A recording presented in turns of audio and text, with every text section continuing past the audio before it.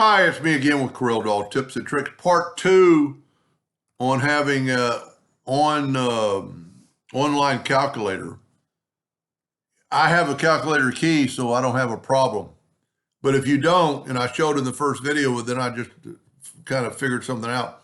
So when you want a calculator now, and you don't have a calculator key, you have to one click, two clicks to bring up the calculator. But as soon as you take that, it goes away.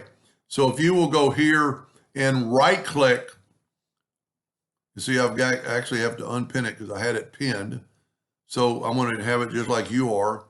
So I'm going to go calculator and I'm going to right click and I'm going to pin to start. It puts it right here.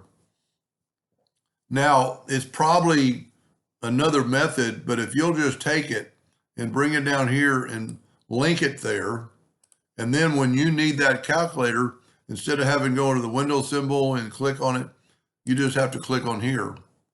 And then when you erase it, the calculator is still there. You can always get rid of it by unpinning it. And just like in the first video I made where I was having a problem, if you go right here and keep on top, then you can just add, multiply, and do whatever you want. But when you click off of it and you need to write down that number, and let's say it's a difficult number like I was having yesterday,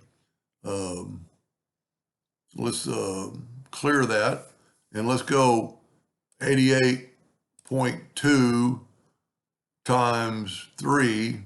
So that number, you might have trouble like myself remembering 264.6. When you go away and you want to write that down, 264.6, the calculator stayed there.